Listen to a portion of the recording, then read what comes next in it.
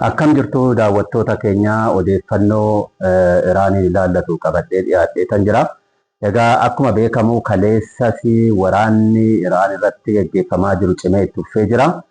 Keessaayyuu Alkanedaa Ameerikaa fi Israa'el wal ta'uudhaan opereeshinii dijitaalaa Soord jedhamu banuudhaan duula waraanaa gaggeessaniin misaayilotaa fi boombiiwwan balaa guddaa geessisuu danda'an irratti roobsaa bulaniiru. Egaa balaa kanaanis magaalaan biyyi Iraan halkan dukkanaan liqimfamtee bulteetti jedha odeeffannoon amma nu qaqqabe. Egaa waraana gaggeeffame kanaan biyyi Iraan balaa cimaadhaaf saaxilamtee jirti. Keessaayyuu tajaajilli ibsaa, tajaajilli bilbilaa guutummaa biyyattiitti addaan citeetu kan inni jiru.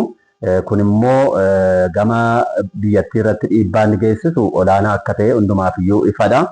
Egaa Iraanis rakkoo kana ofirraa qolachuudhaaf humna qabdu, meeshaa qabdu hundumaa qindeessitee ofirraa qolachuudhaaf yaalii guddaa gochaa turteetti. Ta'us yaalii gootus balaa kana jalaa of baraaruu hin dandeenye. Balaa irra ga'e kanaan halkan edaa walakkeessa dhaabbileen garaagaraa, dhaabbileen mootummaa akkasumas gamoowwan gurguddoo bebbeekamoon hedduun isaanii barbadaa'uu danda'aniiru. Kanammoo egaa Ameerikaan ammallee dhaadachaati kan jirtu.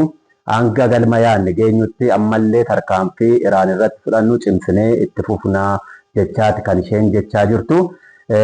Iraan garuu yoo dhiifama gaafattee gara dhiifamaatti yoo dhufte waraana gaggeessaa jirru kana addaan kutuu dandeenya jettee Ameerikaan dubbattee turte. Iraan garuu kun gonkumaa waan hin yaadamnedha. Nuti dhiifamni gaafannuti hin jiru. Waraana irratti gaggeeffamus ofirraa qolachuudhaaf wanti duubatti nu deebisu hin jiru jetteeti. Isheenis waan dandeessu hundumaa gochaati kan jirtu. Ammallee egaa waraanni gaggeeffamaa jiru kun to'annoo ala gara ta'uttidha kan inni deemee jiru. Egaa odeeffannoon ammaaf qabu kanumadha. Ammallee odeeffannoo jiru immoo hordofeen isiniif dhiyeessaa.